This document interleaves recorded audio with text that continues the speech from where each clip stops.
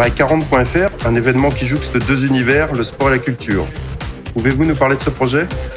C'est un beau projet parce qu'il mêle deux cultures, j'allais dire, la culture et le sport, que l'on oppose souvent et qui pourtant se complètent beaucoup. Et la vertu de ce projet, c'est justement d'avoir mêlé à la fois la culture et le sport, le monde du sport et le monde de la culture, qui se fédèrent pour un bel événement.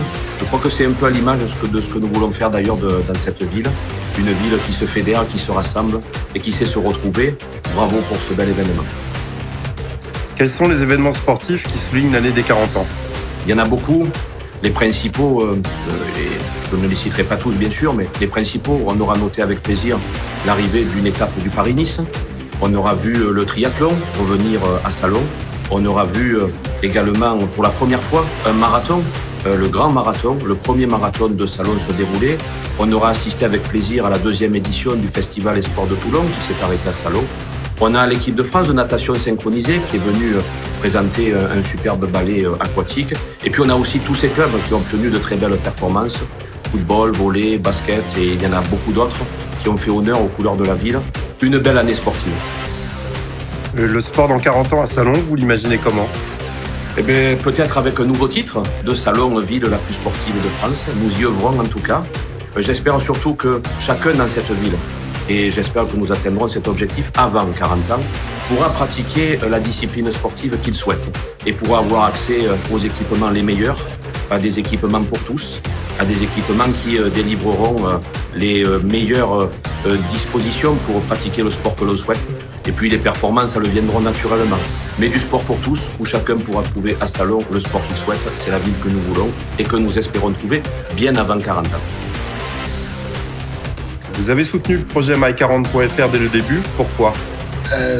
Car je pense que la culture doit être ouverte à tout le monde et que associer le monde du sport à la culture et à la vie de ce théâtre normand est une excellente chose, car la culture doit être ouverte et doit s'adresser à d'autres publics que le public habituel qui met les pieds dans ce théâtre.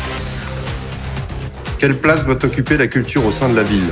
À une place prépondérante, car la culture c'est la vie, la culture c'est la joie, la culture c'est la rencontre, la culture c'est la chaleur humaine et je pense qu'une ville sans culture et une vie sans culture est une vie bien triste. La culture de demain, vous l'imaginez comment ? Hyper connectée, sur internet, sur les réseaux sociaux, je vois des visites de musées dans le monde entier de façon informatique, de suivi sur internet, une culture très connectée. My40.fr, une programmation inattendue au théâtre, qu'est-ce qui vous séduit dans ce projet ? Alors qu'est-ce qui me séduit ? D'abord le côté transversalité de l'art, c'est-à-dire on va avoir la chance d'avoir des œuvres, des sculptures, des peintures dans un lieu qui normalement est réservé au spectacle vivant. Et puisque je prône tout à fait cette transversalité, puisque je trouve qu'un spectacle vivant doit comporter ces ponts entre les arts. Et voilà, la réunion de tous les arts rend le spectacle vivant plus fort et la culture en général. Donc je suis ravi. Quels sont les facteurs clés de réussite d'une programmation ?